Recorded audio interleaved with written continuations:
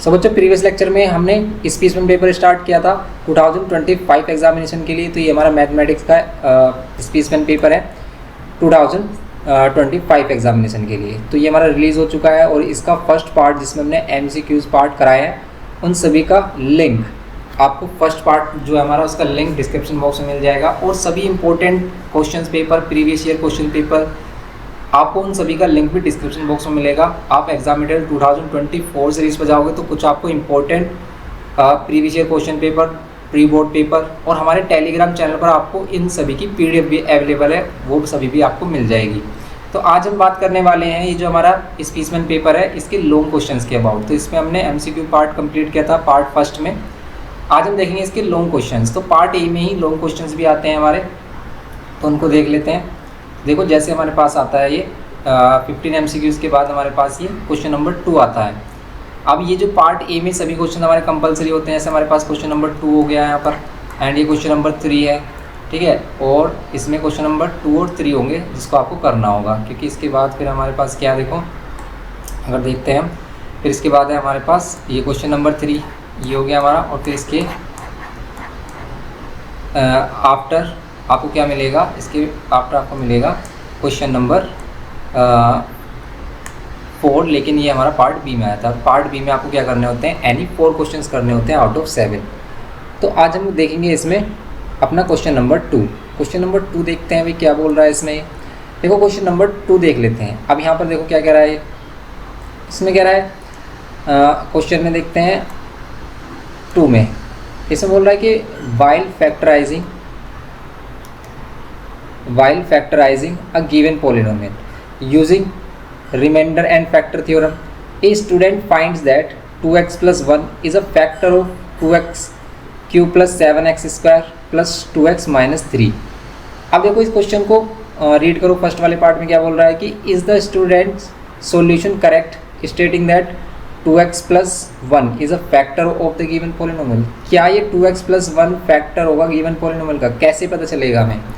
तो ये इसका पता हमें कैसे चलेगा, अगर ये इसको कम्प्लीटली डिवाइड कर रहा है, या फिर कह सकते हो कि भाई ये रिमाइंडर क्या दे रहा है 0। अगर हम 2x plus 1 से डिवाइड करें ये जब गिवन पॉलिनोमियल है इसको, तो फिर ये रिमाइंडर कितना देना चाहिए, ये रिमाइंडर देना चाहिए 0। तो चेक कर लेते हैं कि रिमाइंडर 0 आ रहा है या नहीं। तो हम इसको करते हैं,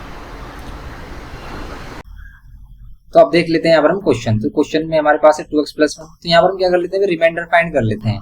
रिमाइंडर किससे, 2x plus 1 से। तो अगर हम 2x plus 1 को किसके इक्वल रखते हैं, अगर हम 2x plus 1 को रखते हैं 0 के इक्वल, क्योंकि पहले हम क्या करते हैं x की वैल्यू फाइंड करते हैं। तो x की वैल्यू कितनी होगी हमारी, देखो 2x और ये कितना हमारा +1 इधर आकर क्या हो जाएगा हमारा, ये +1 हमारे पास क्या हो जाएगा इधर आकर ये -1 एंड ये x की वैल्यू कितनी होगी -1/2। तो हम इसको चेक कर रहे हैं कि क्या ये स्टूडेंट सही है, क्या इसका फैक्टर है। लेकिन देखो इसने एक और बोला है यहाँ पर बी वाले पार्ट में इसने क्या बोला है कि give a valid reason for your answer. अपने आंसर के लिए वैलिड रीजन दीजिए, also factorise the given polynomial. अगर ये वैसे यहाँ पर बोल रहा है कि भी also factorise the given polynomial, तो आप इसको डायरेक्ट डिवाइड भी करके देख सकते हो। डिवाइड में अगर रिमाइंडर 0 आ रहा है फिर भी आप यहाँ पर बोल सकते हो कि भाई क्या है, ये करेक्ट है, ये जो स्टूडेंट है ये करेक्ट है। लेकिन आप रिमाइंडर एंड फैक्टर थ्योरम की हेल्प से क्या बता सकते हैं यहाँ पर कि रिमाइंडर 0 आ रहा है फिर भी ये हमारा क्या होगा, इसका फैक्टर होगा। तो हम चेक कर देते हैं। तो x की वैल्यू हमारी आ रही है यहाँ पर -1/2। अब -1/2 को कैसे चेक करते हैं हम, अब इसको क्या करते हैं हम पॉलिनोमियल में पुट करते हैं। आओ put x is equals to -1/2 in given polynomial. जो भी हमें गिवन पॉलिनोमियल है हमारे पास उसको पुट कर लेते हैं। तो यहाँ पर पुट करते हैं, हमारे पास पॉलिनोमियल है ये 2x, ये वाला है पॉलिनोमियल, ये है हमारा। तो यहाँ पर 2x x की प्लेस पर क्या पुट कर रहे हैं -1/2 और यहाँ पर क्या हो जाएगा होल स्क्वायर, फिर यहाँ पर ये +7 और यहाँ पर ये -1/2 और फिर यहाँ पर क्या होगा होल स्क्वायर एंड फिर ये यहाँ पर +2 और x की प्लेस पर -1/2 एंड ये -3। अब आप चेक करोगे भी रिमाइंडर 0 आ रहा है नहीं। तो यहाँ पर ये 2 -1/2 का क्यूब करना है, यहाँ पर एक क्यूब है, क्यूब करेंगे तो कितना मिलेगा भाई, -1 का क्यूब -1 ही रहेगा और 2 का क्यूब हो जाएगा 8। ओके प्लस पहले हम क्योंकि ब्रैकेट सोल्व करते हैं बोर्ड मास के अकॉर्डिंग, तो यहाँ पर क्या होगा अभी -1/2, -1 का होगा +1 और 2 का होगा 4। फिर यहाँ माइनस 2 से 2 कैंसिल, ये प्लस माइनस कितना हो गया, माइनस -1 बचेगा -3। ओके, अब देखो आप इसमें 2 से इसको कैंसिल कर लो, आप कितना मिलेगा आपको, -1/4 प्लस यहाँ पर ये 7/4 एंड ये -1 -3, ये हो जाएगा -4। अब आप इसको सोल्व करके देख लो क्या ये +4 आ रहा है। अगर ये +4 आ रहा है तो फिर ये 0 आ जाएगा। देखो कैसे, ये लिया हमने एलसीएम 4 -1 और ये +7 ही रहेगा। यहाँ पर ये -4 हो गया हमारा। अब देखो आप इसको चेक करके कितनी आ रही है वैल्यू, कोई मिस्टेक वगैरह तो नहीं है, ये भी चेक करते जाओ साथ में, ये भी कोई मिस्टेक वगैरह तो नहीं है यहाँ पर, तो सभी चीज़ें करेक्ट है। इसको हमने सही किया है बिल्कुल, देखो ओके ओके करेक्ट है, ठीक है। अब देखो आप इसमें कितना आ रहा है, तो ये आ रहा है हमारा, इसको करोगे आप, आ रहा है 6/4। ये अगर 6/4 आ रहा है तो भाई फिर तो ये रिमाइंडर 0 नहीं दे रहा है, रिमाइंडर 0 नहीं दे रहा है, तो फिर तो ये क्या होगा भी, इसका फैक्टर भी नहीं होगा। अगर रिमाइंडर 0 नहीं दे रहा तो ये कम्प्लीटली फैक्टराइज भी नहीं होगा। अगर इसमें चेक कर लेते हैं, देखो इसके आंसर की भी यहाँ पर गिवन की है, यहाँ पर इसके आंसर की भी गिवन की है, जिसमें कि हमें यहाँ पर क्या बताया अभी, ये होगा मे बी, ये रहा, सॉरी ठीक है। तो ये कह रहा है कि भाई 2x + 1 is not a factor of fx, ये इसका फैक्टर नहीं है, 2x + 1 is not a factor. तो यहाँ पर सही बताया कि भाई 2x + 1 इसका फैक्टर नहीं है, और अगर इसका फैक्टर नहीं है तो फिर से आप फैक्टराइज कैसे करोगे। तो फैक्टराइज करने के लिए हम क्या करेंगे भाई, इसमें कोई और फैक्टर फाइंड करेंगे इसका।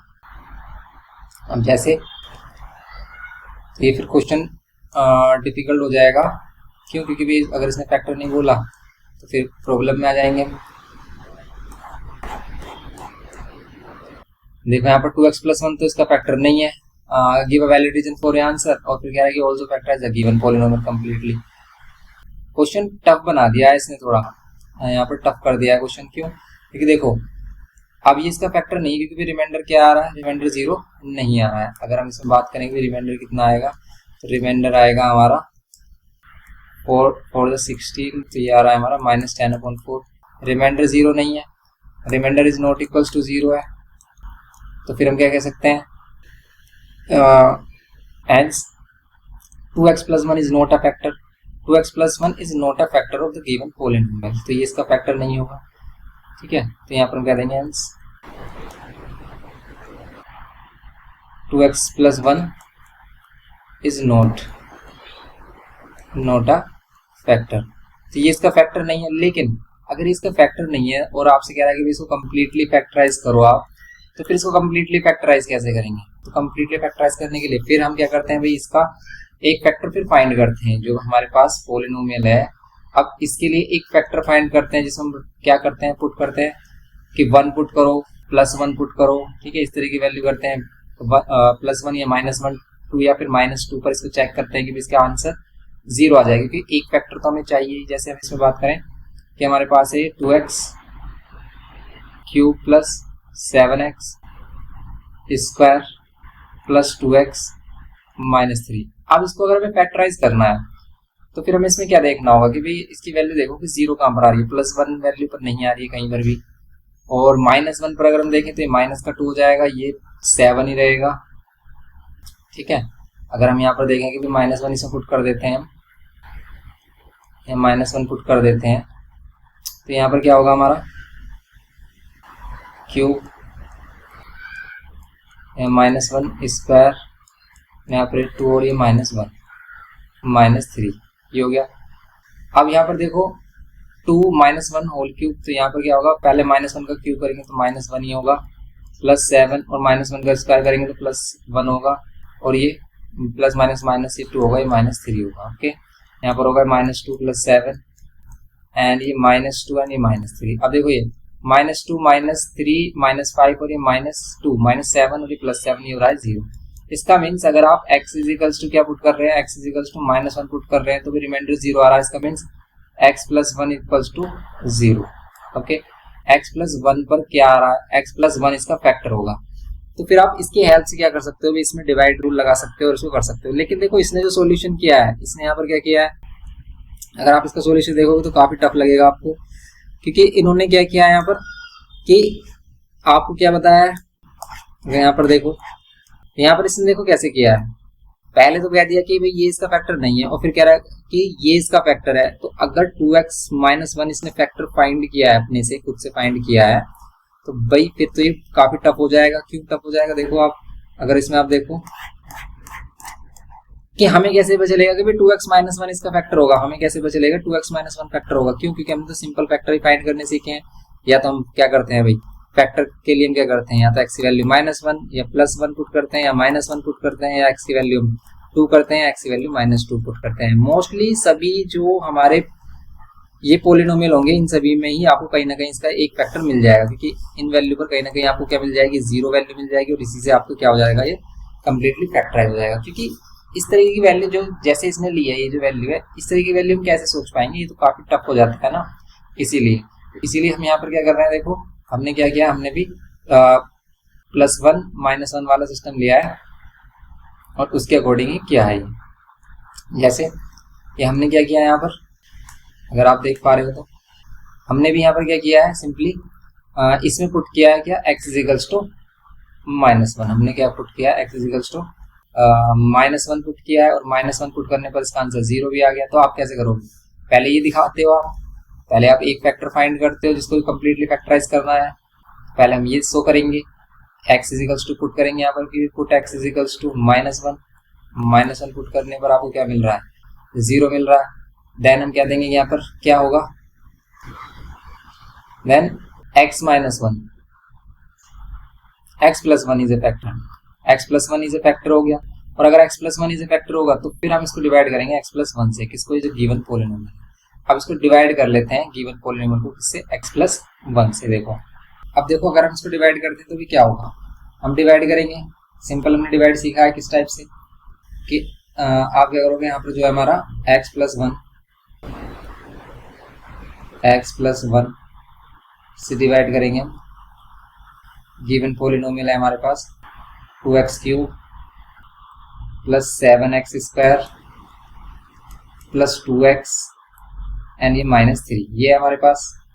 ओके, अब इसको डिवाइड करो आप, तो इसको डिवाइड करेंगे, सबसे पहले देखो आपको ये 2x³ है, यहाँ पर 2x³ है, तो इस x को 2x³ बनाने के लिए आपको क्या मल्टीप्लाई करना होगा, 2x²। कैसे पता चलेगा, देखो इसको पता करने के लिए सिंपल आपको ये करना है, इसको इससे डिवाइड कर देना है।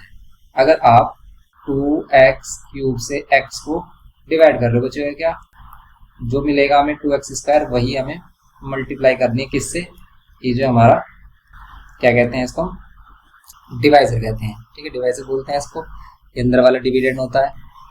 अगर इसको मल्टीप्लाई करोगे, देखो क्या मिलेगा आपको, इन दोनों से मल्टीप्लाई करोगे, 2x² को x से मल्टीप्लाई करोगे तो क्या मिलेगा, 2x³, फिर 2x² को फिर इस 1 से मल्टीप्लाई करेंगे तो मिलेगा 2x²। यही वैल्यू हमें पुट करनी होती है यहाँ पर। उसको थोड़ा सा ऊपर कर लेते हैं और इसको कर लेते हैं इरेज।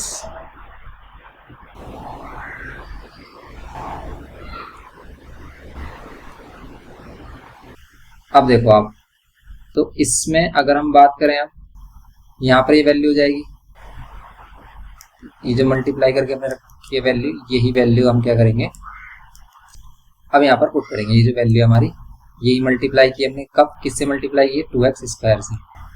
क्या मिलेगा, 2x³ + 2x²।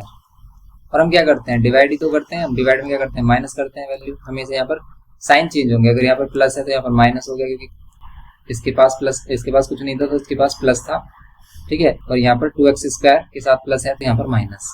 तो अगर कोई भी वैल्यू आपके पास आपको गिवन की है, तो उसके पास अगर कोई साइन नहीं है तो उसके पास क्या है, प्लस साइन है। सबका मालिक एक ये है, गॉड है इसके पास, जिसका कोई नहीं होता उसका भगवान होता है। ये बातें सुनी होगी ना आपने, तो ऐसा सभी जगह ये, ठीक है। तो आप कभी भी अगर ऐसा लगे कि आपकी लाइफ बहुत ही बेकार चल रही है, सब कुछ आपको ऐसा लगे कि भाई बहुत ही ज्यादा डिमोटिव हो रहे हो आप, और आपको लग रहा है कि भाई बहुत ही ज्यादा बेकार चल रही है लाइफ, तो हमेशा एक फेथ रखना कि भाई गॉड एक है ही फेथ, ठीक है। गॉड किसी ने नहीं देखा, हमने नहीं देखा, लेकिन भगवान एक वो विश्वास है जिसके मदद से इंसान अपने बुरे से बुरे वक्त से बाहर निकल सकता है। तो हमेशा हम कहते हैं कि भाई जब हमारा बुरा वक्त चलता है तो कि वो हमारा कोई नहीं है हमारे साथ, तो हमारे साथ कौन है? हमारे भगवान है, हमारे गॉड है। ठीक है, तो ये जो फेथ है यही हमें कुछ करने के लिए, मोटिव करने के लिए और हमें बुरी सिचुएशन से बाहर निकालने के लिए, जो हमारी बैड सिचुएशन होती है लाइफ में उससे बाहर निकालने के लिए क्या कह सकते हो आप, हेल्प करता है, हमें मोटिव करता है, मोटिवेशन देता है। तो यहाँ पर आप देखेंगे क्या है हमारे पास +7x² और +2x²। यहाँ पर देखो ये वाला साइन है प्लस, और ये वाला साइन नहीं देखेंगे आप, ये वाला साइन नहीं देखते हैं, इसका साइन क्या हो गया? नेगेटिव। तो ये प्लस और ये माइनस, ये प्लस और माइनस क्या होगा हमारा? प्लस और माइनस क्या हो जाएंगे? माइनस होंगे। लेकिन प्लस माइनस माइनस होंगे, 7 में से 2 माइनस करोगे आएगा 5x²। लाइक टर्म्स है 7x² और 2x² माइनस करेंगे 5x², लेकिन किसका आएगा साइन? प्लस का, क्योंकि प्लस का 7 ग्रेटर है। प्लस 2x² और 2x एंड ये -3 नीचे लेके आएंगे हम। अब देखेंगे अगेन, अब ये जो 5x² बन रहा है प्लस का, अब इसके इक्वल बनाना है ये जो x है। अब बताओ इस x में क्या मल्टीप्लाई करें? वैसे तो देखो देखते ही हमें पता चल रहा है कि भी हम इसमें क्या करेंगे? 5x की मल्टीप्लाई करेंगे। लेकिन अगर आपको कोई भी प्रॉब्लम आ रही है कि भी आपको नहीं पता चल पा रहा है कि भी किससे हम मल्टीप्लाई करें, तो आप क्या करो? सिंपल 5x², ये जो वैल्यू होगी अंदर वाली वैल्यू, इसको बाहर वाली वैल्यू से डिवाइड कर दो। यहाँ पर डिवाइड करेंगे हम इसको, x से तो बचेगा क्या? सिंपली 5x बच रहा है, तो 5x से मल्टीप्लाई करो इसको। देखो 5x को हमें दोनों से मल्टीप्लाई करना है, यहाँ पर x +1 से, देखो इससे मल्टीप्लाई करेंगे तो 5x² एंड यहाँ पर इससे मल्टीप्लाई करेंगे तो सिंपल 5x। ओके, तो यहाँ पर कर लो आप 5x² और यहाँ पर करोगे आप 5x। ओके, यहाँ पर माइनस, यहाँ पर माइनस, ये कैंसिल, प्लस माइनस माइनस, ये -3x एंड -3। एंड नाउ अब हम यहाँ पर क्या करते हैं भाई, ये माइनस का 3x, अब इसको भी माइनस का 3x बनाना है। कैसे करेंगे हम इसको -3? तो इसको -3 करने के लिए सिंपल आपको क्या करना है भाई, अगर आपको नहीं पता चल रहा है कि भी क्या मल्टीप्लाई करें, तो सिंपल ये जो अंदर वाली वैल्यू इसको बाहर वाली वैल्यू से क्या कर देंगे? डिवाइड कर देंगे। डिवाइड किया तो बच रहा है ओनली -3। तो देखो माइनस साइन भी यहाँ पर इंपॉर्टेंट होता है, -3 से ही मल्टीप्लाई करना है। तो -3 से अगर हम मल्टीप्लाई करेंगे इसको x + 1 को, तो यहाँ पर कितना होगा? -3x और ये माइनस प्लस, ये भी क्या हो जाएगा? -3। ओके, तो ये हो गया -3x एंड ये -3, यहाँ प्लस, यहाँ पर ये प्लस, ये कैंसिल, ये प्लस माइनस ये भी कैंसिल, रिमाइंडर 0 आ रहा है। रिमाइंडर 0 ही आता क्योंकि हमें पहले से पता चल गया था कि x + 1 इसका एक फैक्टर है।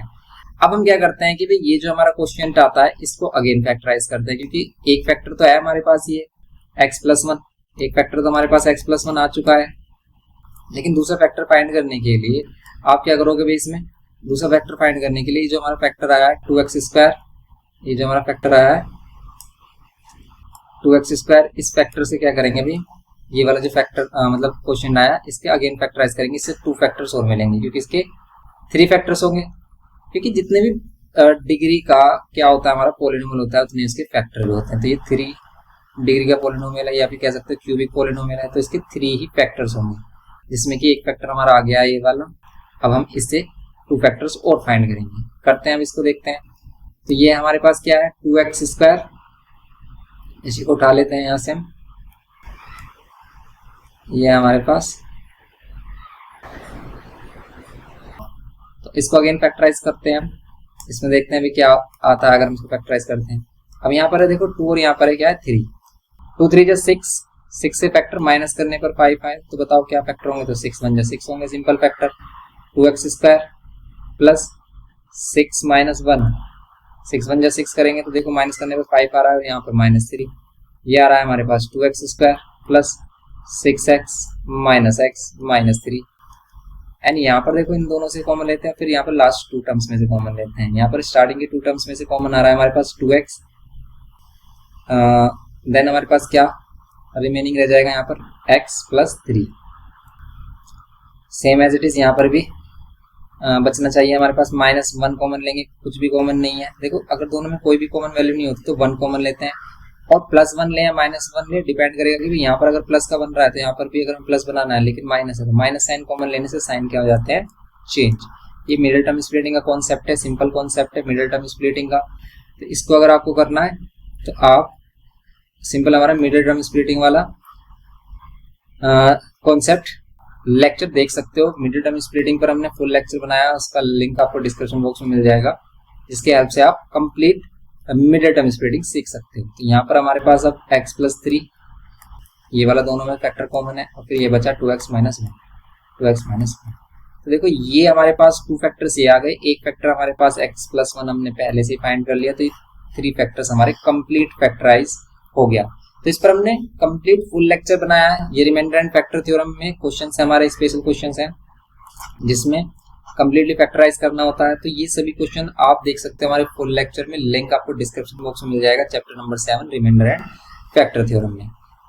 तो अब आपको ये सिंपल हो गया, लेकिन देखो बुक में कैसे किया है, मतलब सैंपल पेपर में जो इस बार मार्किंग स्कीम दी है या फिर कह सकते हो सॉल्यूशन गिवन किया है, उसमें इसने कहा कि भी पहले 2x-1 फैक्टर फाइंड कर लिया इसने, लेकिन ये 2x-1 फैक्टर फाइंड करना तो काफी टफ है। आप कैसे सोच पाओगे कि x के प्लेस पर आप 1/2 पुट करो और तब आपको वैल्यू मिलेगी। इस तरह की जो फ्रैक्शन वैल्यू होती है हमारी, इनको हम इतना जल्दी नहीं सोच पा सकते, मतलब नहीं समझ सकते कि भाई हम ये पुट करेंगे तो हमें 0 मिल जाएगा रिमाइंडर। ये टफ वैल्यूज होती हैं, तो इसीलिए हम चेक करते हैं +1, -1, +2, -2 इन वैल्यूज पर, और इसी में से आपको क्या मिल जाता है, रिमाइंडर 0 आकर हमें फैक्टर मिल जाता है। तो बस यही था इसमें क्वेश्चन नंबर 2 में फर्स्ट पार्ट। नेक्स्ट पार्ट देखते हैं इसका। तो अब देखते हैं इसमें क्वेश्चन नंबर 2 में सेकंड पार्ट। देखो सेकंड वाले पार्ट में क्या बोल रहा है, सेकंड वाले पार्ट में कह रहा है कि a line segment joining P and Q is cut by the x-axis at point R and a line AB cuts by axis at T 0, 6 and is perpendicular to PQ at S. Find the equation of line PQ, equation of line AB, coordinates of P and R and S. देखो इस तरह के questions को करने से पहले आपको समझना होगा इसका फिगर, इसका एक रफ फिगर आप समझ लेते हो तो आपको एक रफ आइडिया हो जाएगा कि किस टाइप का क्वेश्चन है। तो हम इसको देखते हैं। सबसे पहले यहाँ पर अगर हम देखें इसमें, तो सबसे पहले हम इसका एक रफ फिगर बनाते हैं कि भाई ये बोलना क्या चाह रहा है। यहाँ पर कहना चाह रहा है कि भाई if P and Q is cut by x axis, PQ line है जो x एक्सिस पर कट कर रही है पॉइंट R पर। हम अगर यहाँ पर XY प्लेन ड्रॉ कर लेते हैं, इसको इरेज करेंगे, ठीक है। XY प्लेन अगर हम इसमें यहाँ पर ड्रॉ करते हैं, x और y, एक रफ फिगर ही बनाना है, ठीक है। रफ आइडिया ले रहे हैं क्योंकि हम P और Q लाइन है जो x एक्सिस पर कट करती है R पॉइंट में, कुछ ऐसा बना लेते हैं। यहाँ पर ही R पॉइंट ले लेते हैं, R पॉइंट पर कट कर रही है, एंड एक AB लाइन है कट कर रही है जो y एक्सिस पर एट 0,6। तो 0,6 कुछ इस तरीके से होगी हमारी।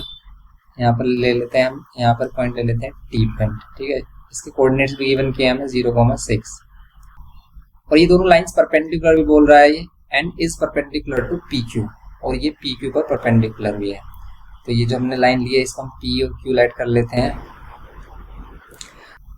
एंड हमारे पास जो AB लाइन है जो y एक्सिस को T पर कट कर रही है, इसको हम AB इस टाइप से लाइट कर लेते हैं। अब ये कह रहा है कि इस perpendicular to PQ at S, ये PQ पर परपेंडिकुलर है पॉइंट S पर कहीं पर ये परपेंडिकुलर है। मीन्स कि देखो अगर इसको अच्छे से और भी क्लियर करें हम इसको थोड़ा सा, यहाँ पे क्या बोल रहा है, देखो यहाँ पर ये कुछ इस टाइप से बोल रहा है। यहाँ पर ये लाइन ड्रॉ की हमने, यहाँ पर अगर हम एक लाइन ले लेते हैं PQ, ठीक है, और फिर एक लाइन है AB कुछ इस टाइप से, ये आपस में परपेंडिकुलर, ये S पॉइंट पर कट कर रही है किसको, AB लाइन को S पॉइंट पर परपेंडिकुलर ये बोल रहा है। ये A और B लाइट कर लेते हैं हम कुछ इस टाइप से, और यहाँ पर ये T पॉइंट इस टाइप से बोल रहा है, ओके।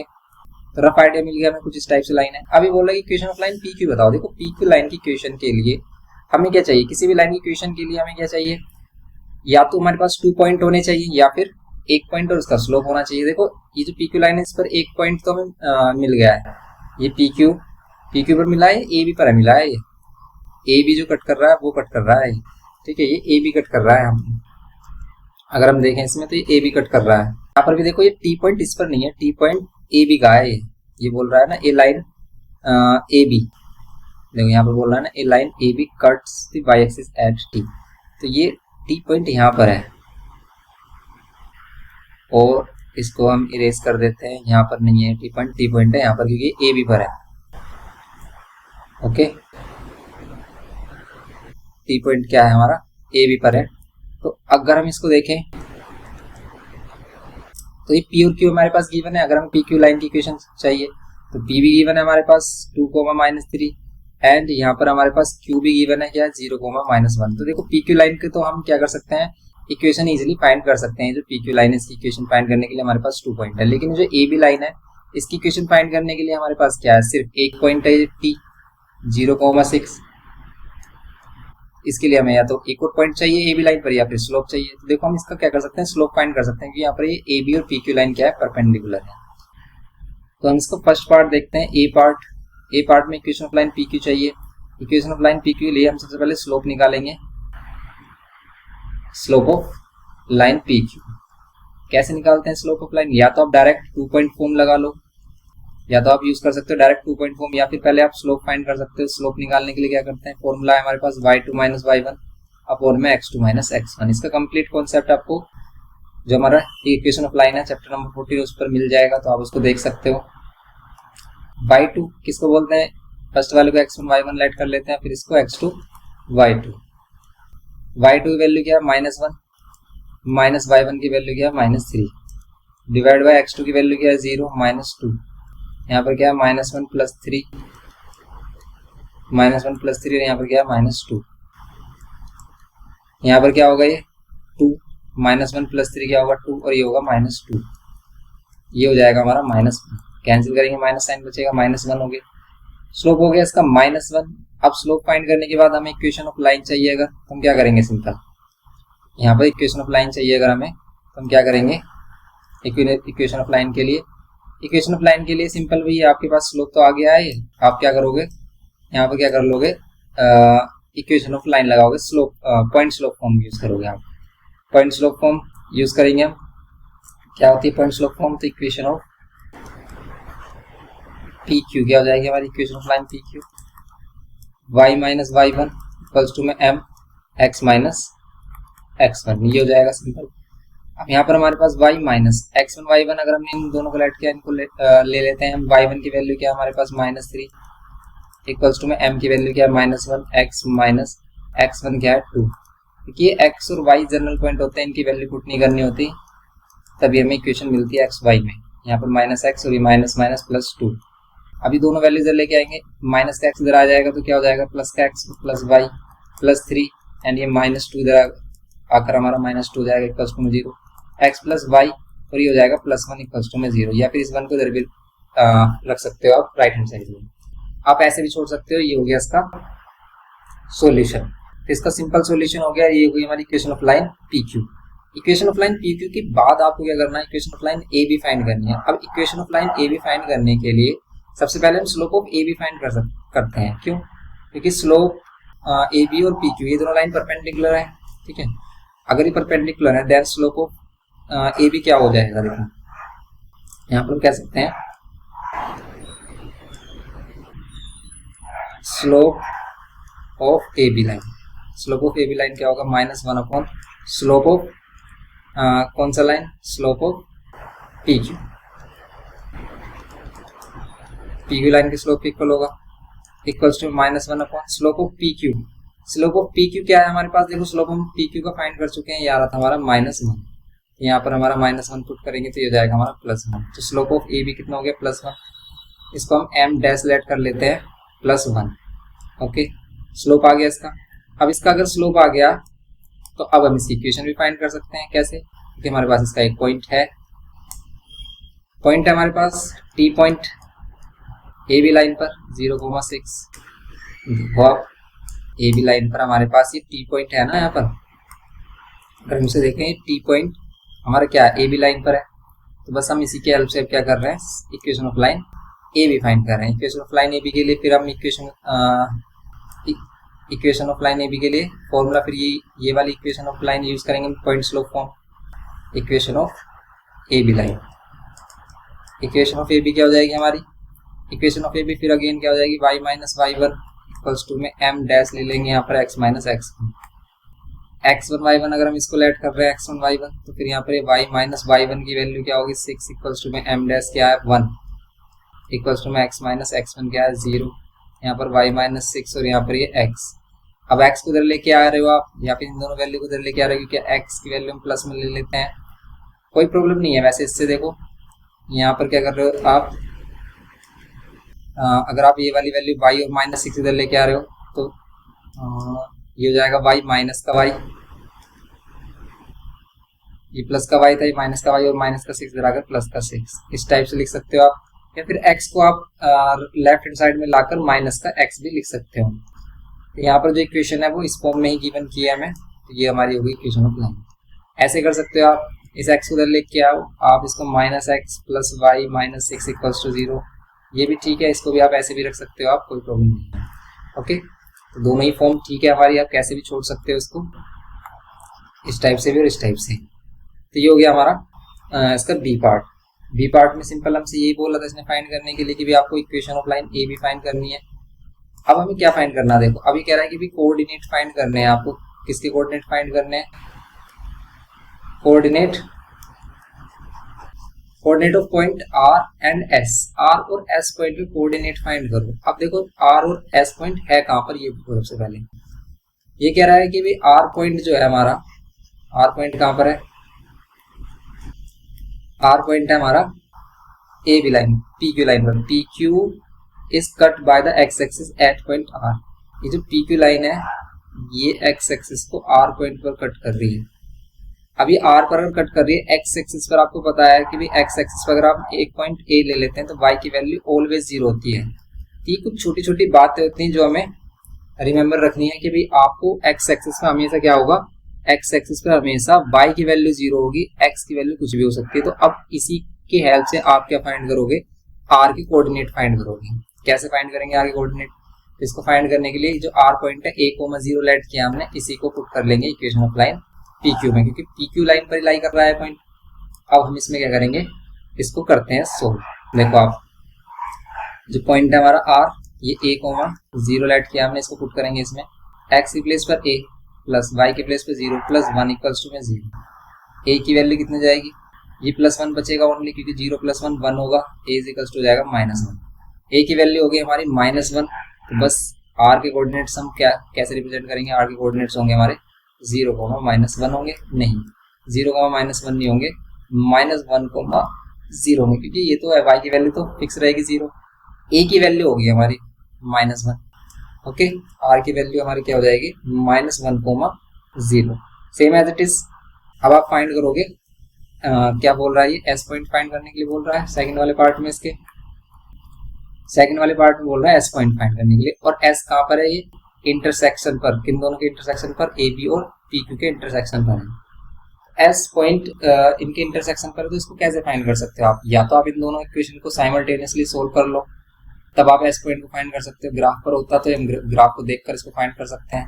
तो ये ए बी और पी क्यू लाइन का इंटरसेक्शन पॉइंट है, तो इन दोनों इक्वेशन को सोल्व कर लो आप, ए बी और पी क्यू लाइन को, आपको ये मिल जाएगा, क्योंकि इसमें और कोई हिंट नहीं मिल रहा, क्योंकि जो एस पॉइंट है किसी कोऑर्डिनेट वगैरह पर नहीं लाई कर रहा है। ओके, अब इसमें हम क्या करेंगे, इसको सोल्व करने के लिए दोनों इक्वेशन को लेंगे हम। तो हमारे पास एक इक्वेशन है, क्या एक इक्वेशन तो हमारे पास है ये वाली x plus y equals to 1, ठीक है, ये वाली इक्वेशन, ये वाली इक्वेशन एंड ये वाली इक्वेशन, ये दोनों इक्वेशन हम लेंगे और इनको सोल्व करेंगे जैसे हम क्लास 9th में करते थे। अब इसको सॉल्यूशन कर लेते हैं। तो यहाँ पर इस लाइन को ले लेते हैं,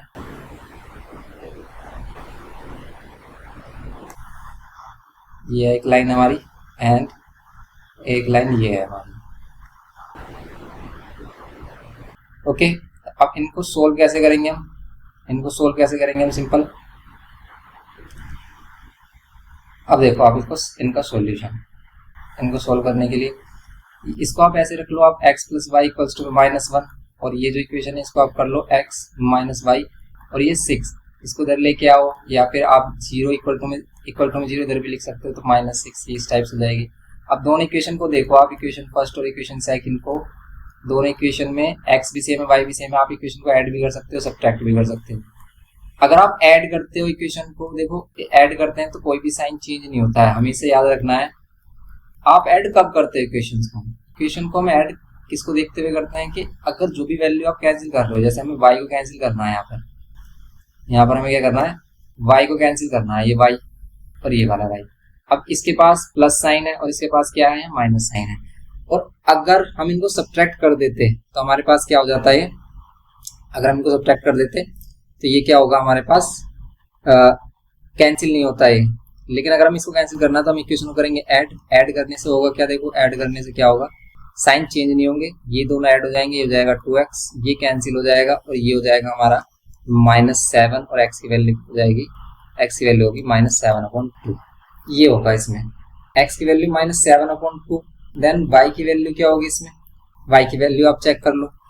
आप इन इक्वेशन को सब्ट्रैक्ट भी कर सकते हो y की वैल्यू फाइंड करने के लिए, या फिर ये वाली वैल्यू पुट कर लो किसी भी इक्वेशन में। अगर आप इन इक्वेशन को सब्ट्रैक्ट कर लेते हो ना तो ये ज्यादा सिंपल हो जाएगा। कैसे, x + y = -1 और यहाँ पर x - y = -6। अब हम इसे सब्ट्रैक्ट करें अगर, तो साइन चेंज होंगे, सब्ट्रैक्ट करते हैं तभी साइन चेंज होते हैं, ये कैंसिल हो जाएगा, ये प्लस 2y और ये कितना हो जाएगा, देखो प्लस माइनस माइनस, लेकिन ये आएगा प्लस का 5 क्योंकि प्लस का 6 ग्रेटर हो जाएगा 5/2।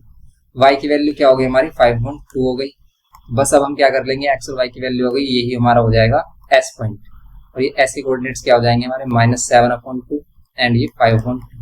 तो यहाँ पर सारा खेल किस चीज का है, अंडरस्टैंडिंग का है कि भी आप फिगर को या फिर जो भी हमारी इक्वेशन गिवन की है उसको आप इंटरप्रेट कर पा रहे हो या नहीं, कि भी वो किस तरीके से हमें गिवन किए हैं।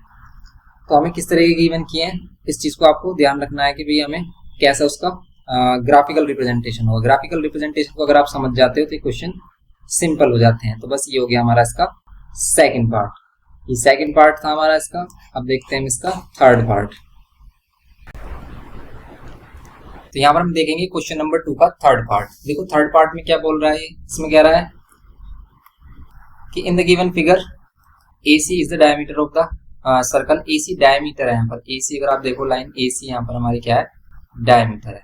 अब ये AC डायमीटर है तो इसका कुछ ना कुछ भी हिंट तो होगा कुछ ना कुछ इसने, अगर ये AC डायमीटर बोला है। और फिर क्या बोल रहा है इसने, CD is parallel to BC, ये CD लाइन और ये BC लाइन पैरेलल है, ये विजिबल है हमें। एंगल AOB गिवन क्या है 80 degree and angle ACE given क्या है, हमें फाइंड क्या करना है, एंगल BEC। देखो आप BEC ये वाला एंगल फाइंड करना है। अब ध्यान से देखो, अगर ये वाला एंगल देखें हम, ये एंगल सेंटर बनने वाला एंगल है और ये सर्कमफ्रेंस पर, तो ये वाला एंगल हाफ होगा। अगर हमें ये एंगल मिल जाए तो हम ये वाला एंगल फाइंड कर सकते हो। और ये वाला एंगल आपको मिल जाएगा कैसे, अगर ये AC डायमीटर है, स्ट्रेट लाइन है, तो ये 80 है, तो ये कितना हो जाएगा 100।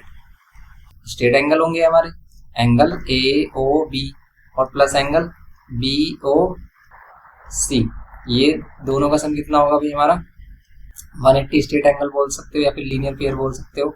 एंगल AOB हमारा 80 गिवन है।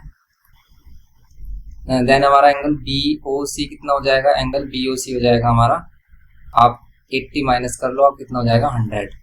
और अगर ये 100 हो गया BOC, देन हमारा एंगल क्या होगा ये इंप्लाई करेगा कि एंगल हमारा BEC, या फिर कह सकते हो कि BEC क्या होगा, BOC क्या होगा हमारा, BOC ये होता है हमारा ट्वाइस ऑफ एंगल सर्कमफ्रेंस पे बनने वाला angle, angle at centre twice the circumference. ठीक है, तो यहाँ पर क्या होगा, ट्वाइस होगा ये BEC के।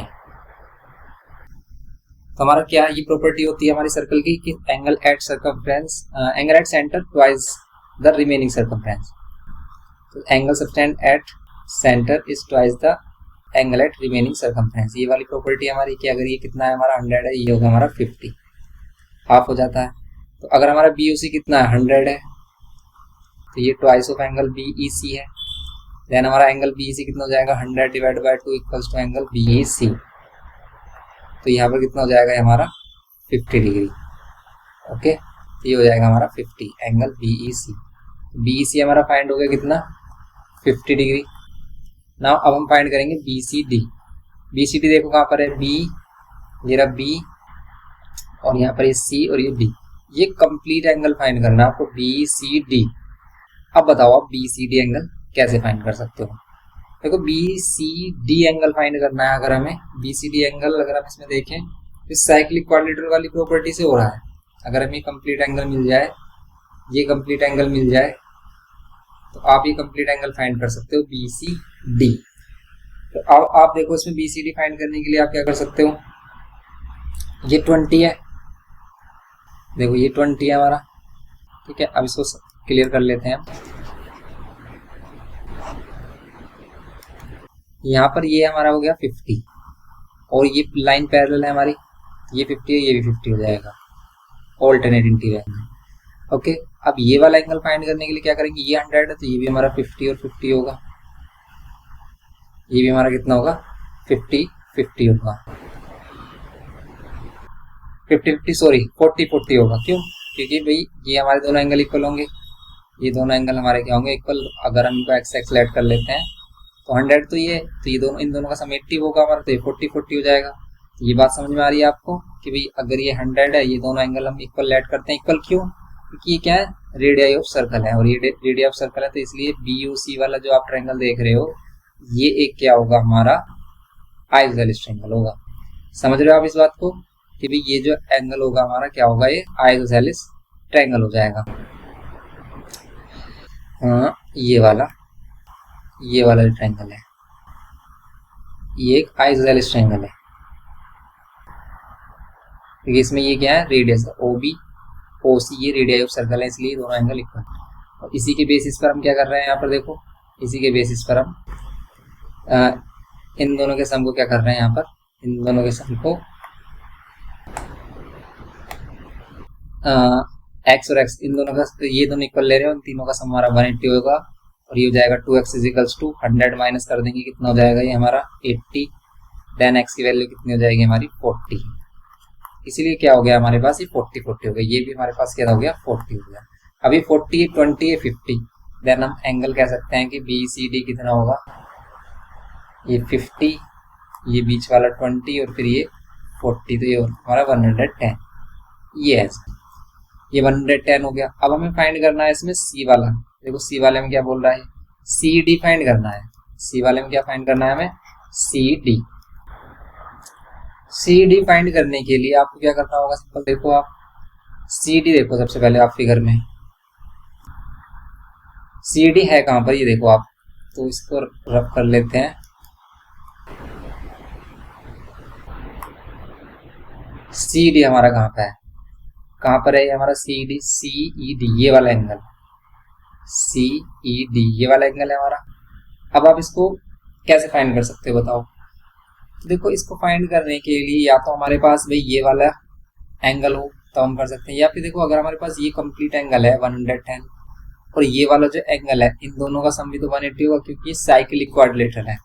अब ध्यान से देखना, C वाला पार्ट करने के लिए एंगल ये जो भी फाइंड किया हमने BCD और प्लस एंगल ये जो कंप्लीट एंगल होगा हमारा कौन सा, ये वाला DEB या BED, इन दोनों का सम हमारा 180 होगा, क्योंकि अपोजिट एंगल्स हैं साइक्लिक क्वाड्रिलेटरल के। ओके, तो sum of opposite angles of cyclic quadrilateral are supplementary होता है हमारा।